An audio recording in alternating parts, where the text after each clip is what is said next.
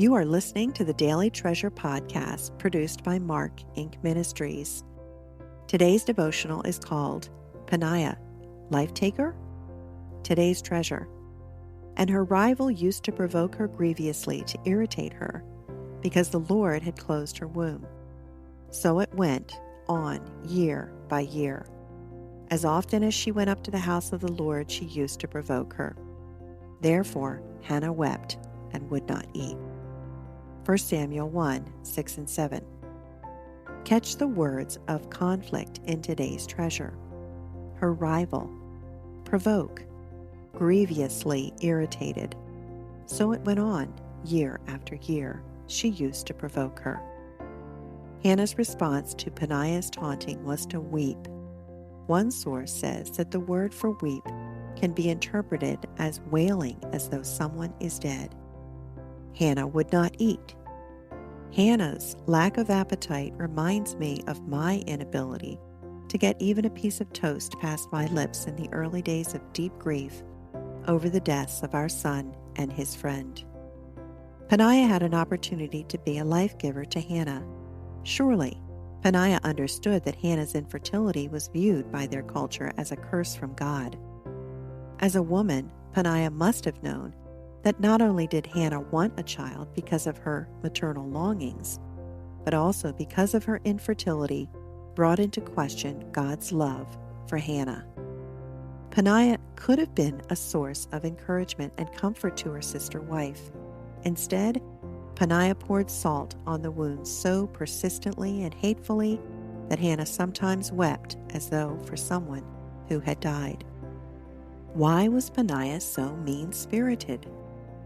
My heart aches a little for Peninnah because she had her own life crisis to bear. Peninnah is the second wife to a man who adored his first wife. It's clear from Scripture that Elkanah's love for Hannah trumped his love for Peninnah. No matter how many children Peninnah bore for Elkanah, he would not love her more than Hannah. What a terrible place for Peninnah to live every day of her life. Peninnah found self-worth and pride in her ability to bear children when Hannah could not. But she could not bear being second to Hannah, and jealousy took over her heart and showed up in her mean-spirited words. Before we totally condemn Peninnah, we must ask the Lord to show us if we have ever behaved similarly.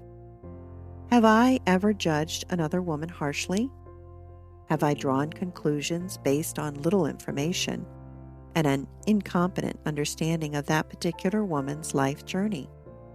Have I made nasty remarks to another about her life choices, or how she ended up in a troublesome place? How often has my own discontent or insecurity been the root of my hateful words? Have I avoided offering help and hope to a hurting woman because of my own inadequacies? The spirit of Peninnah lives in each of us. The older I grow, the more aware I am that I am not anyone's judge and jury. My mistakes and yes, sinful judgments have taught me to be slow to draw conclusions about another person's life, because I do not know the whole story or what he or she is experiencing. Most important, I am not the judge. May God open our hearts and minds to those painful times in another person's life where we can offer comfort, pushed through the grid of Jesus' love for us.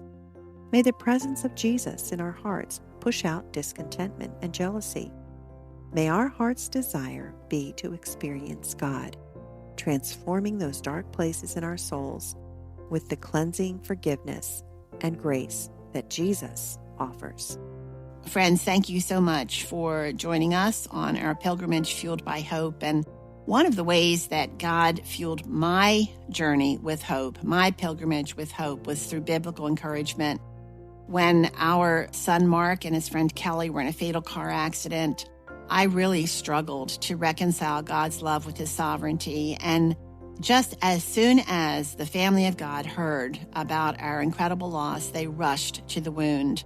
They rushed there to try to stop the hemorrhaging of our hearts. And they did this through so many practical acts of kindness and love. I know that many came not knowing what to say or do, and yet through prayer, the Lord directed them to do exactly what we needed. They became his hands and his heart and his shoulders, his tears, his words, and I will always be grateful. And I try to share that story in Treasures of Encouragement, but it's not only my story, it is the story of Scripture, of people like Deborah and Mary and Martha and others who lead the way in teaching us what biblical encouragement looks like.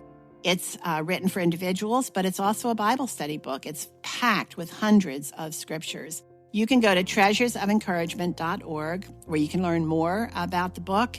You can learn about the Leader's Guide. Both have been updated for a 25th anniversary edition, and there are lots of free resources there as well.